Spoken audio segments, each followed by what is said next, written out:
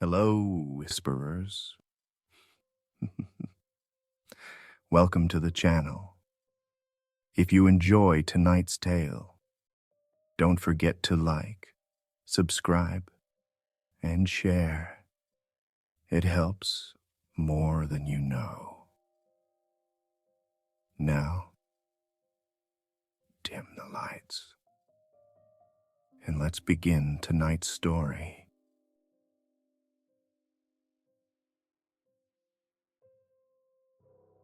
I knew something was wrong the second we crossed the county line. South Carolina nights were supposed to sound alive, crickets, cicadas, frogs, but that stretch of back road felt like the world was holding its breath.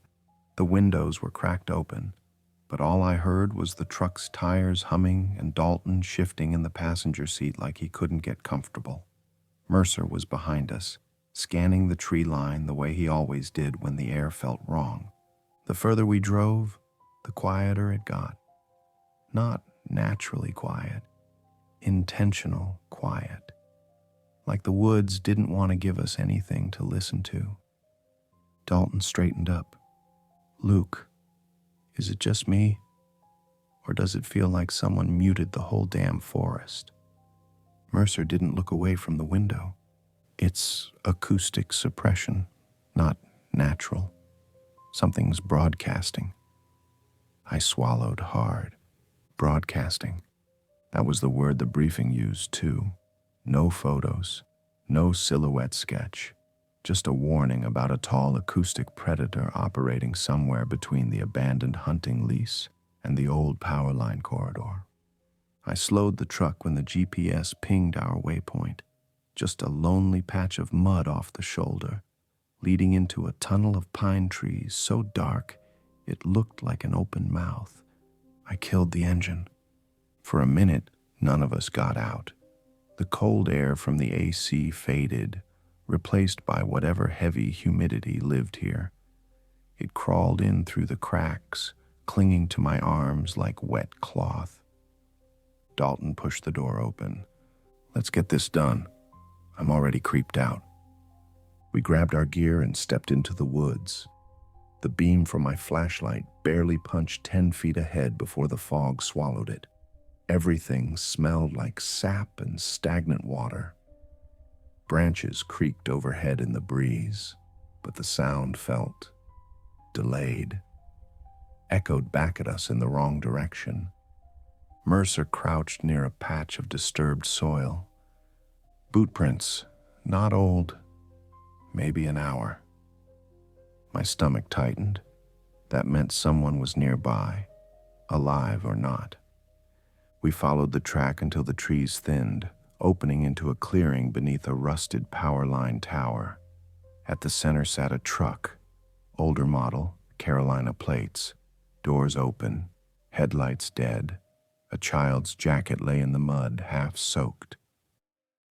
Dalton blew out a shaky breath. "Oh, hell. Please tell me that kid's hiding in the truck." Mercer checked it, shook his head. 4 sets of prints. 2 adults, 2 children. They walked into the trees. Then he pointed at the ground. "Here." They stopped. The prints ended abruptly, just vanished, as if the family stepped into thin air. A shiver crawled across my back. I raised my rifle a little higher. We fan out, stay close, look for blood, drag marks, anything. We moved in slow arcs, flashlight sweeping the brush. The fog curled around our boots, clinging to us like it didn't want to let go. Every few seconds I heard something, like distant metal bending, but every time I tried to pin down the direction, it shifted. Dalton whispered, "Luke, listen." At first, I didn't hear anything except my pulse. Then I heard it. A voice. Man's voice. Mid-40s maybe. Calling for help. "Anyone. Please. Someone." It echoed inside the fog like it was coming from everywhere at once. Dalton lifted his gun. That has to be the dad. Mercer's jaw tightened. No, the formant pattern is wrong. That's mimicry. The voice shifted, warped, then softened into something fragile, a little girl crying. I felt my stomach turn. That's not them, Mercer said quietly. It's using them. Before I could say anything, another voice whispered through the fog. Luke. My blood froze. It was Dalton's voice, right behind me. But Dalton was 5 feet away, whispering, Luke, you good, man? The fake version whispered again, closer this time. Luke, over here. Leaves rustled to my right. I spun, rifle up, breath locked in my throat. The fog shifted. Something tall, impossibly tall, peeled away from a tree trunk. For a second I thought it was a tree. Thin, bark-textured limbs, towering height. But then the branches bent unnaturally, unfolding into limbs longer than my whole body. 2 rusted speakers, no, not speakers, fused acoustic cavities, sat where a head should have been. They twitched like insects. The thing tilted toward me. My light hit its torso. Stretched skin, ribs like rebar, joints too long for its size. The world got very small and very quiet. Dalton hissed, Luke, move. I fired on instinct, 3 rounds snapping into its lower leg. It staggered, not hurt, just adjusting, like it was annoyed. I turned and ran, tearing through the trees, the creature's footsteps shaking loose bark behind me. My lungs burned, my eyes stung. The fog twisted around me like hands trying to slow me down. Mercer shouted somewhere to my left, head to the tower, go! Branches whipped my face as I broke back into the clearing. The rusted utility tower loomed above me like some crooked skeleton. I stumbled under it, chest heaving. The footsteps stopped. Silence. Not calm silence. Engineered silence. Flattened. Dead. Then, behind me, a voice crackled through the humid air. Luke, you shouldn't run. My voice, but dragged, delayed, warped, like an old recording played through broken equipment. My fingers tightened around the rifle. Sweat rolled down my neck. The fog trembled as something shifted just out of sight.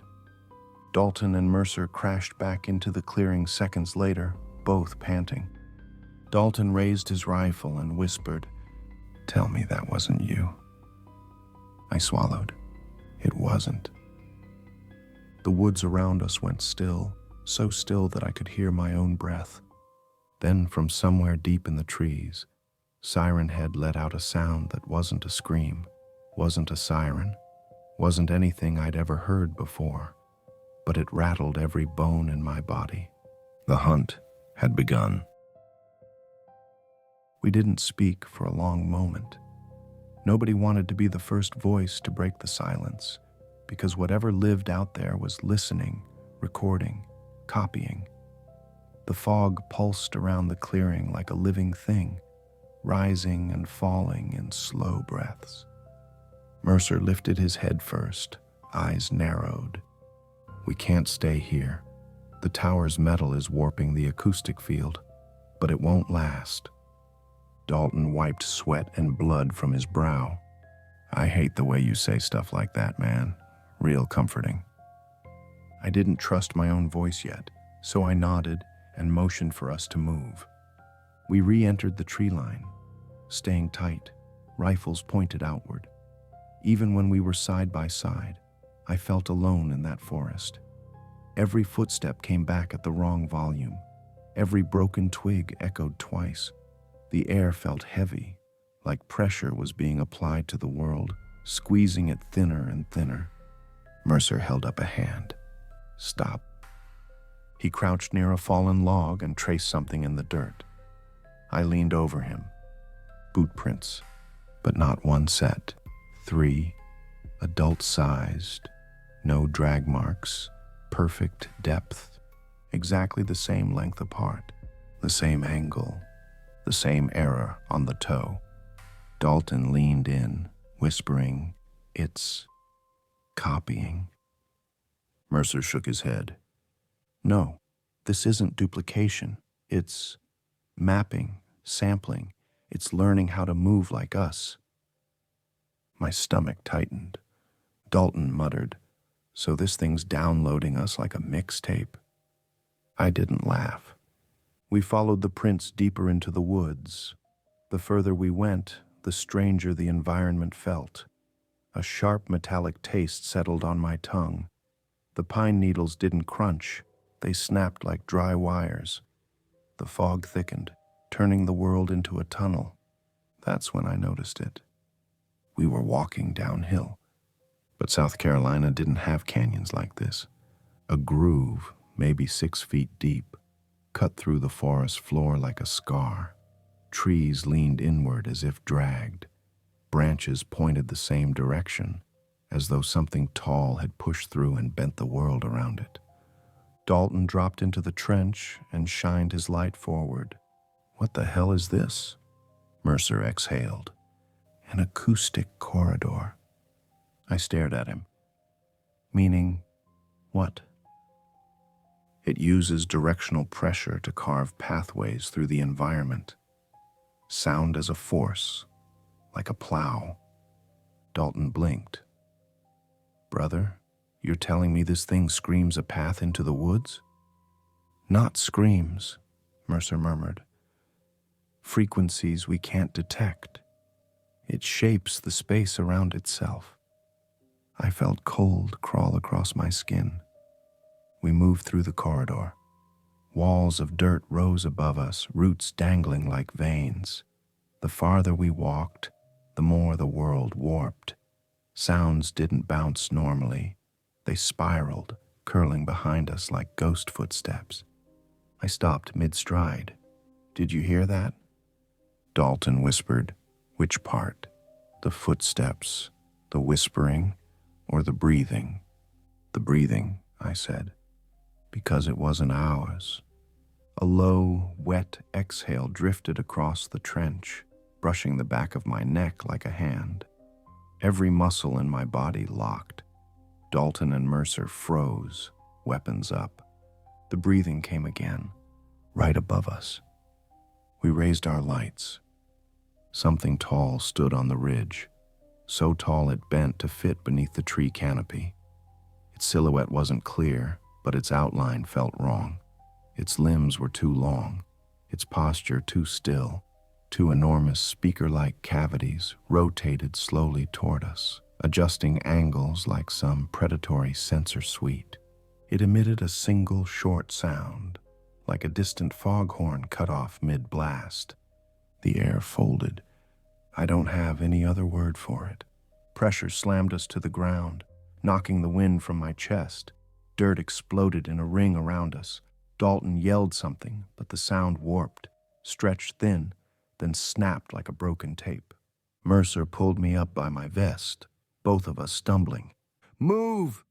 We sprinted down the corridor as the creature stepped into the trench behind us. Every stride shook loose pebbles and dust. The sound it made wasn't a roar or a shriek. It was pure distortion, a mechanical groan that rattled tree trunks like tuning forks. Dalton spun and fired a burst. The round struck the creature's torso but clattered off like hitting an iron bell. It didn't slow. We reached a fork in the corridor, two diverging trenches snaking into darkness. Mercer glanced both ways, panic flickering across his normally steady face. "It's hurting us," he said, "steering us. It wants us to pick wrong." A metallic creak echoed through the fog. That was when I noticed, up ahead on the left path, an old hunting blind tilted against a tree, just a shape in the darkness, but it was man-made, solid, shelter. "Left!" I yelled. We bolted. The thing behind us accelerated, Each step sounded like metal plates slamming together. My legs burned. My lungs felt torn. Dalton dove into the blind first, crashing onto the rotted boards. Mercer was right behind him. I slipped inside and slammed my shoulder against the wooden door, bracing it with my weight. For a second, nothing. Then, a slow scraping sound. Not on the door. Above us. The roof beams bowed inward. Dust rained down. Something enormous pressed down on the blind like it was testing the structure, trying to decide if we were worth the effort. Dalton whispered, barely moving his lips. "Don't make a sound." We didn't breathe. We didn't blink. The creature shifted its weight. The wood moaned. A deep guttural static buzzed through the structure, searching, calculating. Then, after a tense eternity, the pressure eased. The roof rose back into place with a soft crack. Heavy footsteps receded into the fog, each one echoing in my skull. We didn't move for a full minute. Dalton finally exhaled. "Yeah. No, absolutely not. I hate this thing. Top of my list. I'd rather fight two Wendigos in a phone booth." Mercer looked at me through the dim light. It wasn't attacking. It was observing, testing us. "Testing us for what?" I asked. Mercer's expression hardened. "Hunting patterns." The wind shifted. Somewhere deep in the fog, a new sound rose, long, mournful, vibrating through the trees. A siren. No, two, no, three. My blood ran cold. Sirenhead wasn't alone. And they were closing in. I didn't sleep. None of us did. We sat inside that collapsing hunting blind, listening to Sirenhead call to itself through the dark. Not one voice, several. Each siren warped differently. One sounded like an ambulance underwater, another like a tornado warning being sucked through a grain silo. The third used human tone, half a man's voice, half radio static, trying to shape a word it didn't understand. My heartbeat kept sinking with the wrong cadence, like my chest was being tuned by someone outside my body. Dalton finally whispered, "We can't stay in this coffin, Luke."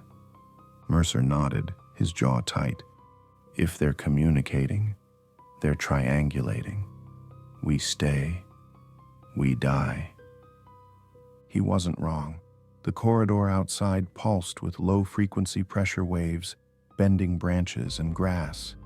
It felt like standing next to some giant speaker turned inward, forcing the world to vibrate. I pushed myself up and checked my rifle. "We break for the ranger station." Dalton blinked. "Now?"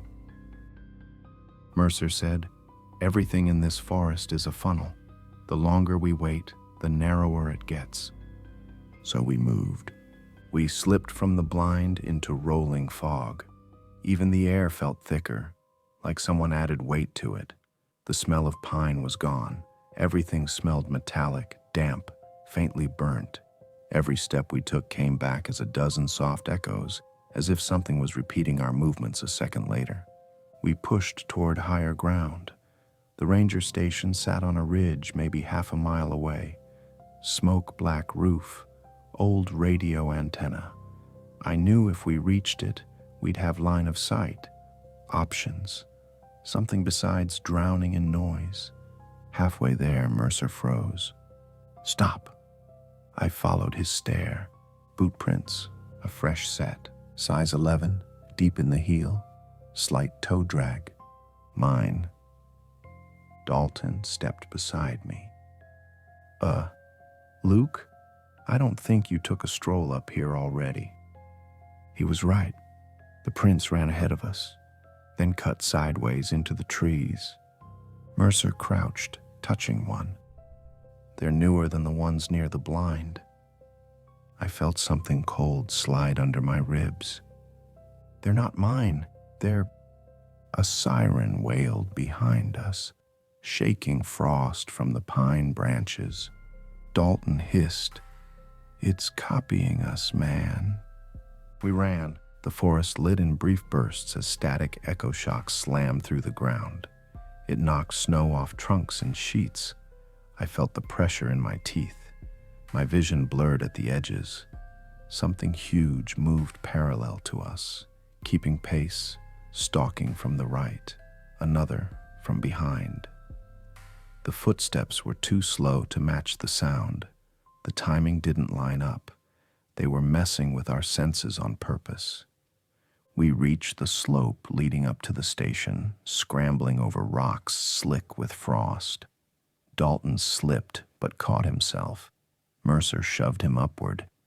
A metallic moan rose from the fog below. Then the treetops split. The tall silhouette stepped out, long limbs reaching, torso twisting with mechanical precision.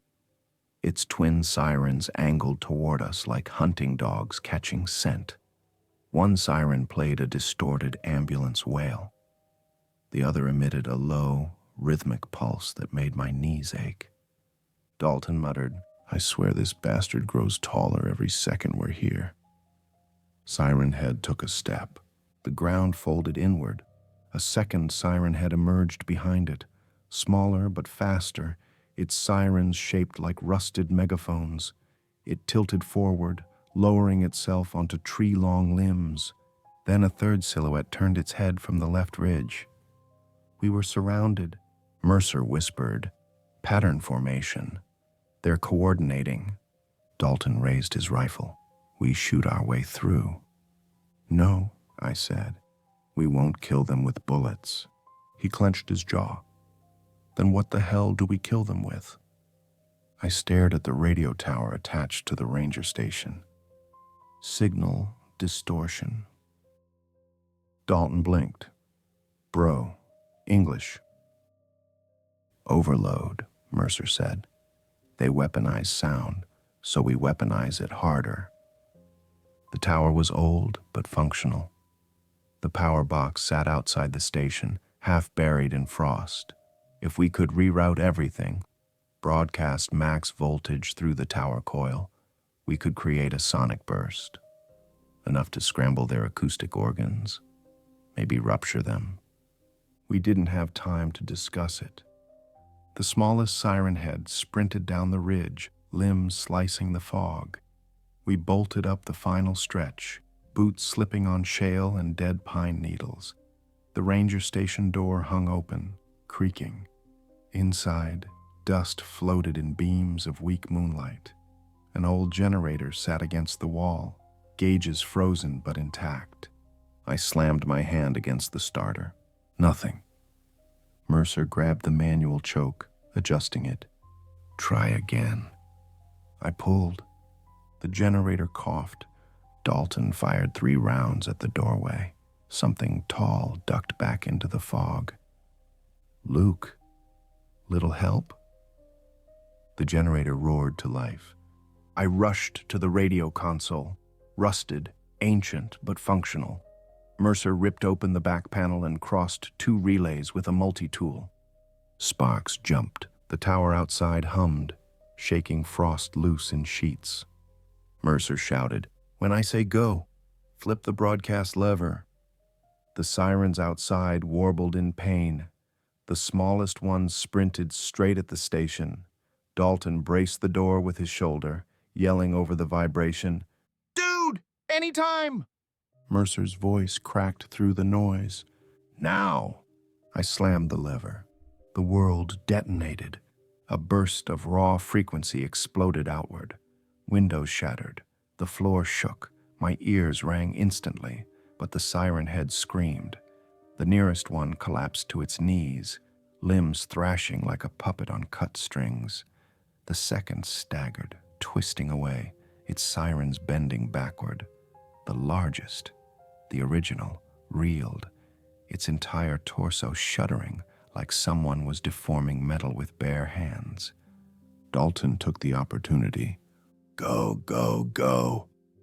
We charged out the back door as the nearest Sirenhead slammed into the station, ripping half the structure off its foundation. The tower bent, whining like a dying animal. The frequency continued to pulse. Mercer's jury rig held. The smallest Sirenhead lurched toward us, crawling on all fours now, its limbs contorting unnaturally. This was our chance. Dalton, left side. He flanked it. Mercer, hit the legs! He fired low. I sprinted straight at it, then slid under its arm as it swayed. Its sirens glitched, stuttering through different forms of static. I planted a concussion charge, one of the last in my belt, right against the exposed joint where its metal texture cartilage bent. I rolled backward and looked at Dalton. He flicked a flare. Boom! The blast snapped the limb clean off. The creature toppled, shrieking, static bleeding into a low moan as its body convulsed. The big one roared from the ridge, a warped emergency siren that rattled my ribs. It charged us, towering over everything in its path. Mercer grabbed another charge and shoved it into my vest. Go! Dalton yelled. Luke, don't you dare! But there was no other way. I sprinted straight at the monster. It leaned down as I got close, sirens adjusting pitch, calculating me. Its massive limbs swung, just slow enough to dodge. I jumped, grabbing onto a hanging stretch of torn bark dangling from its frame. My shoulder screamed. The world shook. Then I climbed, hand over hand. The sirens twisted toward me, glitching violently. One more reach. I slammed the charge directly into the seam where its twin sirens met. The creature's whole torso spasmed. I threw myself backward, falling. Dalton dragged me away, just as Mercer detonated the charge. A shockwave blasted the tree line. The sirens warped into a long, rising wail, then a flat line. The monster staggered once, twice, then fell like a collapsing tower, shaking the forest to its roots. The last Sirenhead, smaller, injured, limped into the fog and vanished, leaving behind only warped echoes. We stood in silence, shaking, catching our breath. Dalton laughed weakly. I'm never listening to music again. Mercer wiped blood from his ear. We lived. That's what matters. I nodded, staring at the fallen titan. But the ringing in my head didn't stop. Not from the blast, not from the sirens. It was something else. The sound of a helicopter approaching. Our extraction. We followed the downdraft toward the landing zone. A federal commander stepped out, wind whipping his coat. He handed me a folder. Next mission came in 10 minutes ago. Priority red. Dalton groaned. Please tell me it's something simple. Like, I don't know, chasing a raccoon off a porch. I opened the folder. Mercer exhaled. Oh, hell. Inside was a grainy photo of a three-legged pale creature crouched low in the brush, its skin stretched thin, its bulging eyes reflecting the flash like two wet stones. The hind limb bent wrong. The front ones were too long, too human. At the top, the codename read, Codename. The Enfield Horror.